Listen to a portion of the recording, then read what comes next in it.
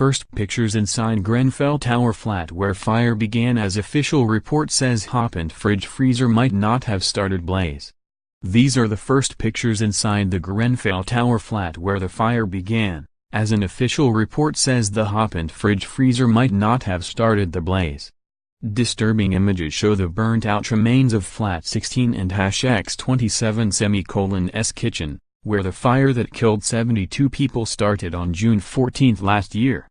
The pictures were published in the latest of a series of reports into the causes of the Grenfell Tower fire. University of Dundee professor Niamh Daoud says that the origin of the fire was in, or around the tall fridge freezer, but stops short of saying where the blaze definitely started.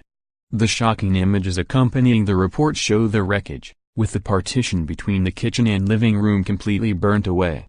In the report, University of Dundee professor Niamh Daoud writes, on the basis of the available evidence, it is more likely than not that the area of origin of the fire was in, or around, the tall fridge freezer in the southeast part of the kitchen.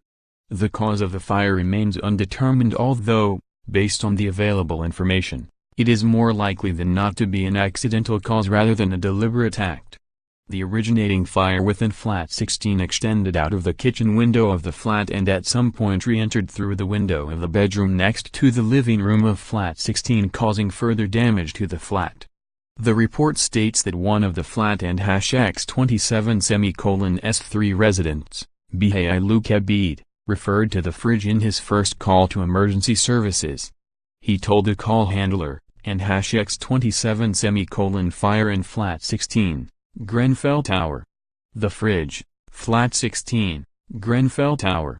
Mr. Kebid said he was woken by a fire alarm around 12:55 am. He went into the kitchen and saw smoke around the fridge freezer and woke other residents of his flat and surrounding homes. 5 reports have been made available this morning, with others examining the effectiveness of the fire protection measures within the building.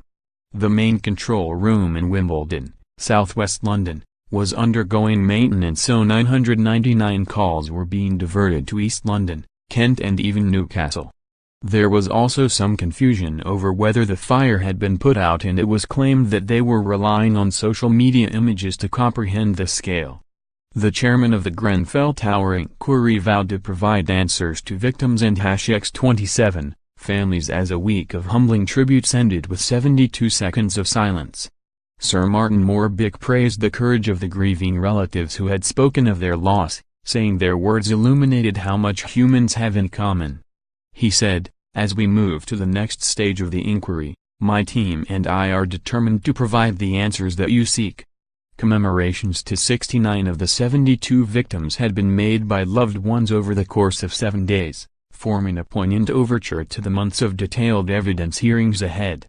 At the close of the final day, counsel to the inquiry Bernard Richmond QC read each of the victims and X27 names in turn before asking those present to observe a 72-second silence. He said, "The value of the last few days in providing us with that understanding, or even a small part of it, has been not just invaluable, it has been essential." Sir Martin then drew the hearing to a close, saying, "I know I and X27 am not alone in finding the past few days both humbling and moving." Reflecting on the tributes, the judge said he had been struck by the courage of all who spoke, the tragic waste of young lives cruelly cut short, the loss of that special wisdom the older victims provided, the quiet dignity with which the portraits were given, and the strong sense of community in Grenfell Tower. He continued, "The portrayals of those commemorated were so vivid, they made you feel that you had indeed spent a little time in their company and that you had come to know them. Each of us, in our own way, has felt touched by their loss and by the gaping hole in so many lives that they have left behind.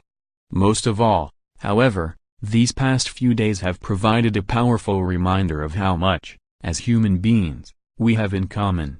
Those whom we have been remembering came from many different countries and many different cultures, but they displayed many human qualities of which we should all be proud."